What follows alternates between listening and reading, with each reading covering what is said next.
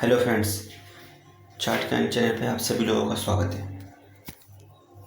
इस चैनल पे आपको चार्ट से रिलेटेड अच्छी अच्छी नॉलेज देखने को मिलेगी, समझने को मिलेगी और आपको ट्रेडिंग सीखने को मिलेगी कि हमें ट्रेडिंग किस तरीके से करना चाहिए और फॉल्स ट्रेड से किस तरीके से बचना चाहिए। तो आइए हम देखते हैं चार्ट पर। स्क्रीन पर मैंने आपको चार्ट लगाया हुआ है, निफ्टी 50 का डेली का चार्ट है। इसमें हमने दो मूविंग एवरेज सेट किए हुए हैं। एक moving average, simple moving average है 22 का, जो हमने ग्रीन से साइन किया हुआ है, और एक सिंपल मूविंग एवरेज 44 का, जो मैंने रेड से साइन किया हुआ है। और इसमें हमने एक इंडिकेटर और ऐड किया है, MACD और पॉपुलर इंडिकेटर है। इसके हमने शॉर्ट लेंथ को 22 की हुई है और लॉन्ग को 88 की हुई है। ये डेली का चार्ट है, आप देख सकते हैं, बहुत अच्छा चार्ट है। किस तरीके से इसके अंदर मूवमेंट आ रहा है, नीचे से ऊपर की तरफ और ऊपर से नीचे की तरफ। जैसे ही हमारा प्राइस का मूवमेंट आता है वैसे ही प्राइस ऊपर की तरफ जाता है, और जैसे ही हमारा क्रॉस ओवर होता है प्राइस नीचे की तरफ आता है।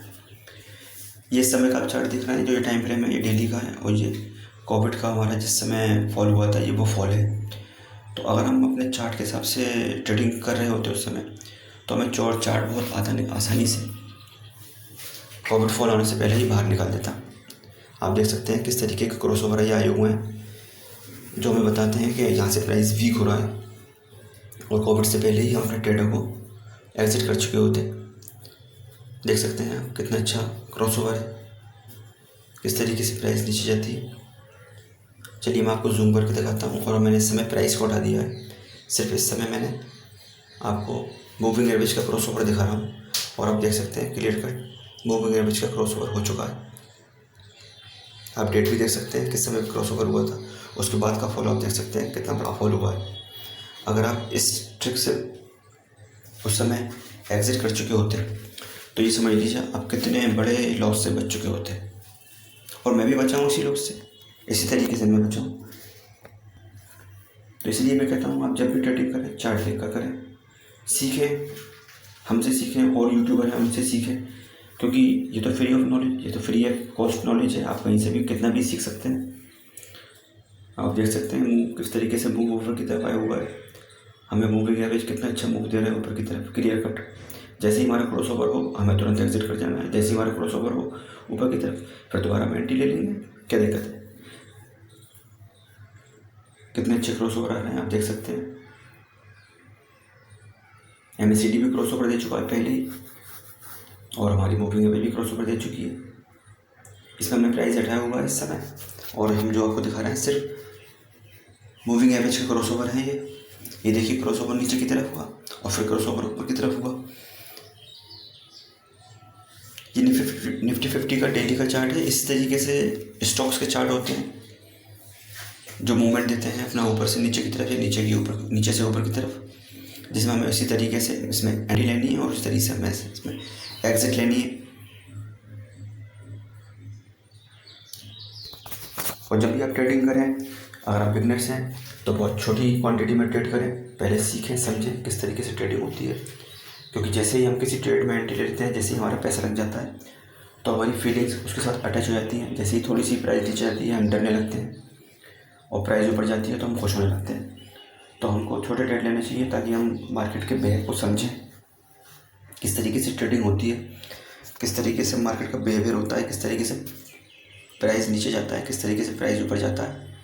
और अपना स्टॉप लॉस ज़रूर लगा कर रखें। वैसे तो आप क्रॉस ओवर पर बहुत आसानी से बाहर निकल जाओगे। जिस तरीके से प्राइस क्रॉस ओवर जा रहा है उस तरीके से आप बहुत आसानी से ट्रेड से बाहर हो जाओगे, लेकिन फिर भी आपको उसके अंदर एक स्टॉप लॉस भी लगा के रखना चाहिए, जिससे कि आपका लॉस जो है वो कम हो। आप देख सकते हैं कितने अच्छे मूवमेंट आ रहे हैं चार्ट पर। और जब भी आपको ट्रेड लेना है, जिन कंपनियों में ट्रेड लेना है, अच्छी कंपनियों में ट्रेड लेना है आपको, जो कि बड़ी कंपनियां हैं, अच्छी कंपनियां हैं। आपको छोटी कंपनियों में या जो पेनी स्टॉक्स हैं 1 रुपये से 10 रुपये के अंदर, उनसे आपको ट्रेडिंग में बचना है, क्योंकि मेनली जो ट्रेडर का लॉस होता है वो पेनी स्टॉक्स में ही होता है। अच्छी कंपनियाँ जो होती हैं उनमें लॉस आपको नहीं होगा। वो आपको, अगर आपको अच्छी कंपनी में आप ट्रेड ले भी लेंगे, मान के चलिए वो नीचे भी जाएंगे तो आपको ऑन एवरेज प्राइस पर बाहर निकाल देंगे। क्योंकि मैंने शुरुआती दिनों में जो मेनली मेरा लॉस हुआ था वो छोटी छोटी कंपनियों में जो पेनी स्टॉक्स होते हैं, लालच में आकर हम छोटे ट्रेडर में एंट्री कर लेते हैं और फिर जो है उसमें फंस जाते हैं और फिर बहुत बड़े लॉस के साथ उसमें बाहर निकलते हैं। और फिर वो आपको वो प्राइस देता ही नहीं है जिस प्राइस पे आप उसको बाई किए हुए होते हो, वो तो आपको फंसा के डाल देता है। कुछ स्टॉक्स पेनी स्टॉक्स होते हैं जो कंपनी ख़राब होती हैं, वो सस्पेंड हो जाते हैं।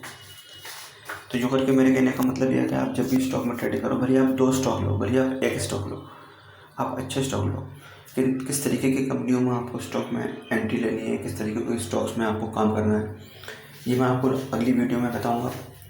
और उन कंपनियों के अंदर हमें जो क्राइटेरिया देखना है, जो उनके फंडामेंटल्स देखने हैं, जो उनके ROE ROC वगैरह जो होते हैं, वो क्या क्या देखने होते हैं, किस तरीके से कंपनी काम करती है, उस तरीके से उसके रिज़ल्ट किस तरीके के आ रहे हैं, क्वार्टरली भी हो सकते हैं, वो एनुअली भी हो सकते हैं।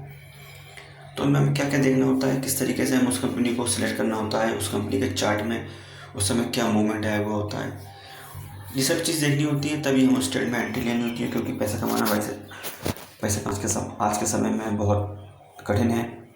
कोई भी ट्रेडर, कोई भी इन्वेस्टर अगर पैसा लगाता है तो वो समझ लीजिए कि बहुत सोच समझ के पैसा लगाता है। और ये मार्केट तो बहुत समझदार लोगों की मार्केट है। ये मार्केट तो कुछ भी काम अगर बाज़ार में होना होता है उससे पहले ही उसको कैच कर लेगी और बहुत पहले ही उसका आपको प्रॉफिट भी दे देगी। और जब तक वो न्यूज़ आपके सामने आएगी, जब तक मार्केट अपना टॉप बना भी चुकी होगी, और तब तुम आपस में हम लोग जो देखेंगे कि हाँ चलो अब ये न्यूज़ आ गई, अब मार्केट यहाँ से ऊपर चलेगी, वहाँ से हम एंट्री लेंगे, वहाँ से कंसोलिडेशन शुरू हो जाएगा। फिर वो कंसोलिडेशन टाइम वाइज भी हो सकता है और प्राइस वाइज भी हो सकता है। आप समझ रहे हैं जो मैं कहना चाहता हूँ आपसे? तो इसलिए मैं आपको बताता हूँ, इसलिए मैं आपसे कहता हूँ कि जब भी आप ट्रेड लें, चार्ट देख कर लें। जैसे ही चार्ट ऊपर अपना मूव दे तभी आपको एंट्री लेनी है। जैसे ही चार्ट का मूवमेंट नीचे की तरफ आए, ये वीकली का चार्ट है, देख सकते हैं आप, ये क्रॉसओवर में मिल चुका है और कितना अच्छा क्रॉसओवर में मिला है। और जो ये क्रॉसओवर हमको मिला है, इस क्रॉसओवर पर निफ्टी ने तो अपना जो भी बढ़ाया हुआ, लेकिन बहुत से स्टॉक्स ने इस ट्रेड में अपनी प्राइस से 10-10 गुने तक प्राइस की है। ये मैं आपको बाद में बताऊंगा कौन से स्टॉक है। और बहुत अच्छा प्रॉफिट लेके लोग बाहर निकले हैं यहाँ से। इसीलिए हमें जो भी ट्रेडिंग करनी चाहिए वो चार्टों को देख के करनी चाहिए। चार्ट किस तरीके से काम करते हैं, चार्ट किस तरीके से मूवमेंट करते हैं। चार्ट का मूवमेंट जब भी आता है तो वो उसकी सपोर्ट से आता है और ट्रेडिंग से आता है। जब हमारे उसमें प्राइस ऊपर की तरफ जाता है तो लोग उसमें बाई की तरफ अपॉर्चुनिटी ज़्यादा लेते हैं, और जब प्राइस नीचे की तरफ जाता है तो उसमें सेल की तरफ अपॉर्चुनिटी लोग ज़्यादा लेते हैं।